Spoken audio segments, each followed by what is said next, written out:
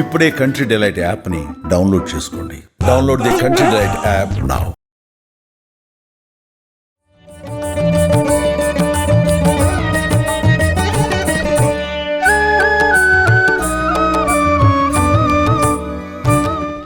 నమస్తే రమ్య గారు. నమస్తే జయ.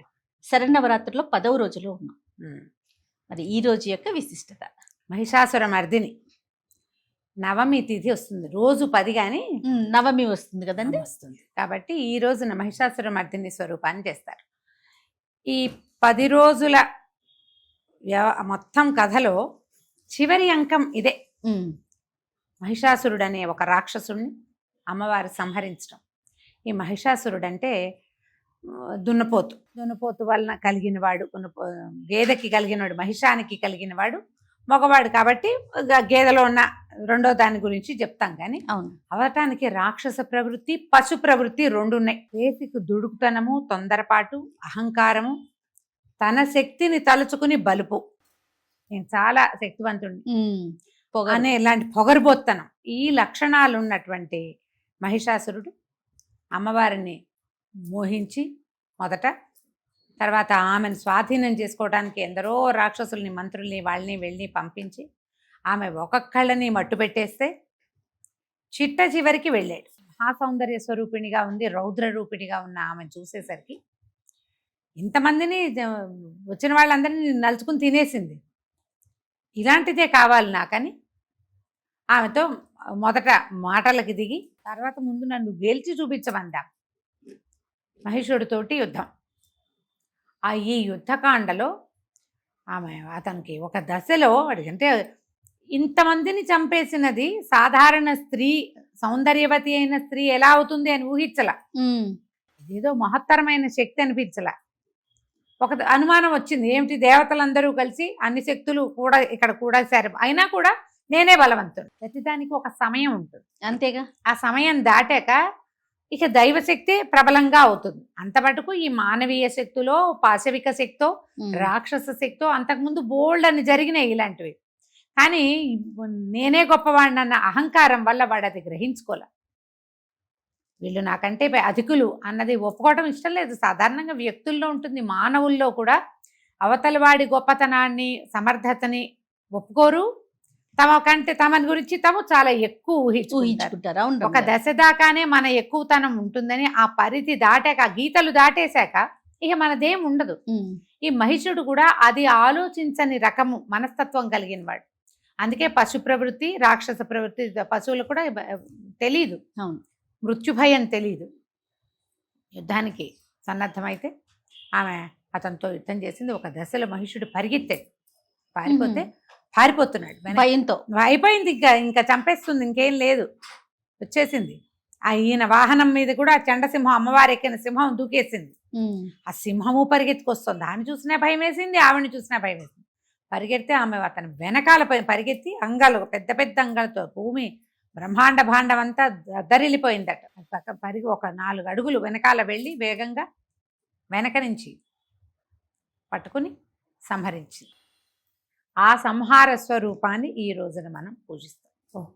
ఎప్పుడు పాశవిక ప్రవృత్తో, రాక్షస ప్రవృత్తో, అధికార ధన మదము, బలగర్వము ఏదైనా ఒక గీత దాటే వరకే, అంతే. ఆ గీతలు దాటాక ఇక మీకు చరమాంకం పాడటమే అవుతుంది. ఎవరైనా అంతే. ఆ సమయానికి పరమ సుకుమారిగా, సౌందర్యవతిగా, అబలగా, అనుభవించదగిన వస్తువుగా కనపడిన స్త్రీ స్వరూపిణి అయిన అమ్మ ఈమె ఒట్టి అనుభవింపబడేదే కాదు, అవసరమైతే ఈ స్వరూపాన్ని కూడా ఎత్తగలదు. నీ పుట్టుకకి కారణం ఆమె అనేది నువ్వు గుర్తించాలని ఈ పాశవిక ప్రవృత్తి కలిగిన మహిషుడికి చూపిస్తుంది అమ్మవారు. ఎప్పుడైతే ఇతన్ని సంహరించిందో ఆ మంచి మహోగ్ర రూపిణిని చూసేసరికల్లా బెదిరిపోయారు దేవతలంతా. భూమి ఆకాశాలు ఏకమైపోయినాయి ఆమె ఆ పరాక్రమం ముందు, ఆ ఆయుధాల ముందు, ఆ మహోగ్రమైన రూపం ముందు. అలాంటి స్వరూపంలో ఉన్నటువంటి అమ్మని ఈ రోజున ఆరాధిస్తాం. ఉగ్రస్వరూపిణిగానే ఆరాధన అందుకుంటుంది. ఇంచుమించు అన్ని దేవాలయాల్లో కూడా ఇవాళ మహర్నవమి నాడు ఉగ్రరూపిణిగా ఉండేటువంటి మహిషాసుర మర్దిని స్వరూపంలోనే అమ్మవారి సింహవాహినిగా, అష్టభుజిగా, అష్టాదశ భుజిగా ఎంత అలంకారం చేయగలిగితే అంత అంత. విశేషంగా ఎర్రని పువ్వులతోటి పూజ చేస్తారు, ఎర్రటి వస్త్రాలు సమర్పిస్తారు. తర్వాత బాగా అన్నపు రాసులు నివేదన చేస్తారు, పులిహోర అవి నివేదన చేస్తారు. మహర్నవమికి గారెలు వండటం కూడా, గారెలు అవి కూడా. అయితే అక్కడక్కడ మనకి కనపడుతుంది కూష్మాండబలి అంటే ఈ గుమ్మడికాయలు, గుమ్మడికాయలు. అవి కూడా నివేదన చేస్తారు. అమ్మవారు ఒక ప్రత్యేక స్వరూపంలో కనపడుతుంది. ఇప్పుడు లెక్క ప్రకారం మనం 9 రోజులు మనం కుమారి పూజ చేసుకుంటాం, ఈసారి 10 10 రోజులు కనపడింది కాబట్టి ఈ రోజును కూడా 9 సంవత్సరాల బాలికనే మనం అర్చించాలి. ఎందుకు మానటం, మనం 9 రాత్రులు అంటే నవరాత్రి అని చేసుకుంటాం. అవును. ఒక్కొక్కసారి 10వ రాత్రి వస్తుంది, 10-12 సంవత్సరాలకు ఒకసారి. ఈ రోజును కూడా ఓ 9 సంవత్సరాల బాలికని చక్కా పసుపు రాసి పారాయణ పెట్టి ఆమెకు వస్త్రాలు అవి సమర్పించి అలంకరణ చేసి ఆమె ఆశీస్సులు కూడా తీసుకోవచ్చు. దేవాలయాలన్నిట్లలో కూడా మహిషాసురమర్దిని స్వరూపంలోనే అమ్మవారు కనపడుతుంది. విశేషంగా మన ఇంటికి ఎవరైనా వస్తే మహిషాసురమర్దిని స్తోత్రం చదువుకోవచ్చు. మహిషాసురమర్దిని చాలా అద్భుతంగా ఉంటుంది. అసలు చదివితే గూస్ బంప్స్ వస్తాయి చేయ. సరిగ్గా చదివితే మంచి ఉద్రేకం వస్తుంది, సంతోషం వస్తుంది, ఉద్రేకము వస్తుంది. విశేషంగా ఎక్సలెంట్గా ఉండే స్తోత్రాల్లో మహిషాసురమర్దిని స్తోత్రం ఒకటి. దాంతోపాటుగా మన మహిషాసురమర్దినికి సంబంధించినటువంటి రకరకాల స్తోత్రాలని, శ్లోకాలని చదువుకోవచ్చు. దేవి భాగవత పారాయణ చేయొచ్చు ఈ రోజున దేవి భాగవతం. తర్వాత ఏమో చండీ సప్తశతి లేదా దుర్గా సప్తశతి అంటారు, దుర్గా సప్తశతి పారాయణ చేసుకోవచ్చు. చండీ పారాయణం చేస్తారు కదా, అది కూడా చక్కగా చేసుకోవచ్చు. విశేషించి మీరు ఎంత అన్నం వినిమయం చేస్తే అంత మంచిది ఈ రోజున. ఎందుకంటే అన్నము కొద్దిగా నివేదన కాకుండా రాసులుగా నివేదన గనక చేస్తే చాలా అత్యద్భుతమైన ఫలితం లభిస్తుంది. ఎవరెవరి అవకాశాన్ని బట్టి వాళ్ళు చేసుకోవచ్చు. అమ్మగారు కొన్ని ప్రాంతాల్లో ఈ రోజు ఆయుధ పూజ కూడా చేస్తారు కదండి. నవమి నాడు ఆయుధ పూజ చేస్తారు జయ. ఎందుకంటే ఈ మహర్నవమి రోజు అమ్మవారు సాయంకాలం మహిషాసురుని సంహరించింది. అప్పుడట దేవతలందరూ తమ తమ ఆయుధాలని అన్నీ ఇచ్చారు అమ్మవారికి. మొత్తం ఆయుధాలన్నీ అందరు దేవతలందరి దగ్గర ఉండే ఆయుధాలన్నీ కుప్పపోసి రాసి అమ్మవారికి ఇచ్చారు. ఇస్తే ఆమె అందుకే 18 చేతుల్లో ధరించి ఉందా ఆయుధాలు. త్రిశూలం ఉంది, చక్రం ఉంది, కత్తి ఉంది, వజ్రాయుధం ఉంది అమ్మవారి చేతిలో. సమస్తమైనవి ఉన్నాయి.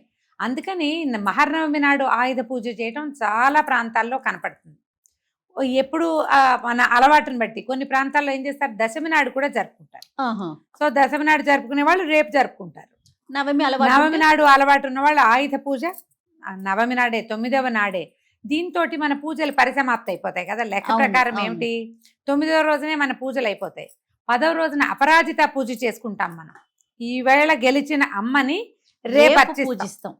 ఇప్పుడు ఆయుధాలు ఎక్కువ పెట్టింది ఆమె, వాడింది ఆయుధాలు ఈ రోజున కాబట్టి నవమి నాడే శుభ్రంగా ఆయుధ పూజ. ఆయుధం అంటే రకరకాలు మనకి ఆయుధాలు ఏమున్నాయి, ఇప్పుడు మనకి కెమెరాలు ఉన్నాయి, కత్తులు కటార్లు లేవు. ఎవడు ఏ పని చేసుకుంటే అది కంప్యూటర్తో ఉద్యోగం చేసుకుని జీవిక భోజనం దానివల్ల వస్తుంటే వాళ్ళకి కంప్యూటరు, కెమెరా వాళ్ళకి కెమెరాలు అంతే. డాక్టర్లకి వాళ్ళ స్టెథోస్కోపులు, బీపీ ఆపరేటర్స్లు, ఏమైనా మెషిన్లతోటి వైద్యం చేసుకునే వాళ్ళు మెషిన్లకి, వాటికే చక్కగా పసుపు రాసి బొట్టు పెట్టి శుభ్రం చేస్తారు. మొదట శుభ్రం చేయటం, తర్వాత పసుపు రాసి బొట్టు పెట్టడం, ఓ హారతి ఇచ్చి మన జీవికకి మన జీవితానికి ఉపయోగపడేటువంటి వస్తువుని ఈ రోజున ఆరాధించుకోవాలి. దాన్ని కూడా గౌరవించే రోజు.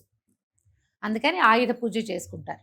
వాహన పూజలు కూడా చేస్తారు. వాహనాలు మన రోజువారీ వెళ్ళేటువంటి వాహనాలని పూజించుకోవచ్చు. ఇవాళైనా చేయొచ్చు, రేపైనా చేయొచ్చు.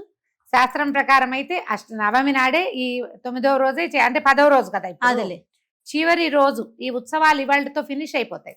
మొదట కలశం పెట్టారు కదా, తొలి రోజున కలశం పెట్టిన వాళ్ళు ఈ 10వ నాటి రాత్రి అమ్మని అర్చన పూర్తయిపోయిన తర్వాత కదిపేస్తారు. కొన్ని చోట్ల మాత్రమే దశమి నాడు కదిపేది ఉంటుంది. తెల్లవారేసరికల్లా ఇల్లు గడిగేసుకుంటారు, ఏముండదు. దశమి నాడు మామూలు పూజే.